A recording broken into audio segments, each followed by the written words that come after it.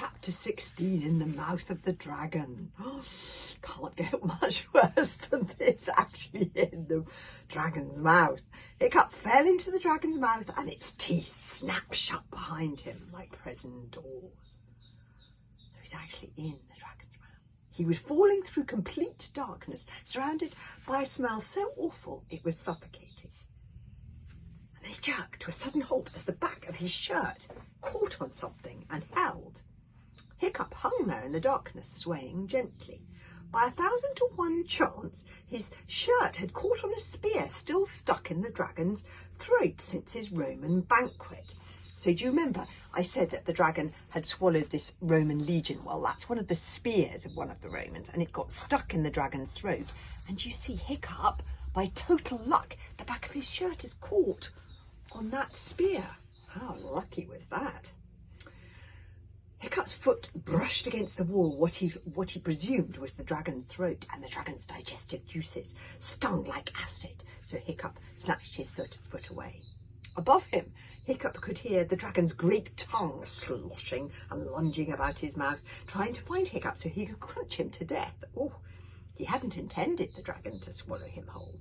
A disgusting river of green goo dripped down the puffy red insides of the dragon's throats.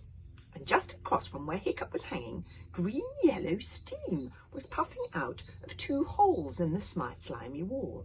And every now and then a small explosion sent little flickers of flame shooting out of the holes.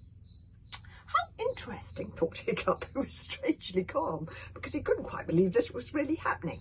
That must be where the fire comes from, because you know that dragons breathe fire. Well, you see, look here, you can see 2 little holes in the dragon's throat, and that must be where the fire comes from. Viking biologists had wondered for years where the fire that dragons breathed came from. Some said the lungs, others the stomach. Hiccup was the first to discover the fire holes, which are too small to see with the naked eye in a normal-sized dragon. Way down below him, Hiccup could hear the distant rumbling of singing from the dragon's previous meal. A sea dragonus giganticus maximus, or obviously take some time to digest, thought Hiccup, because he's eaten the purple death. It was indeed still going strong.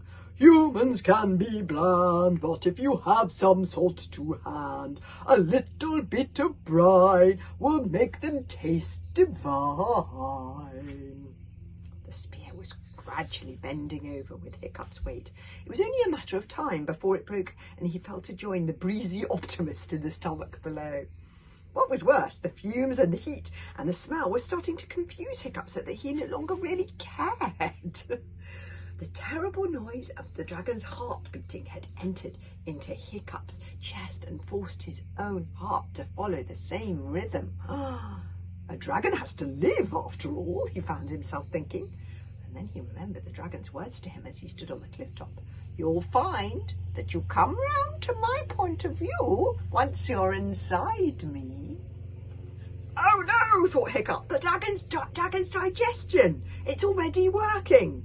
I need to live, he repeated to himself over and over again, trying desperately to block out the dragon's thoughts. There was a horrible creaking noise as the stout Roman spear that he's hanging onto began to split in 2. Oh no! What is Hiccup going to do?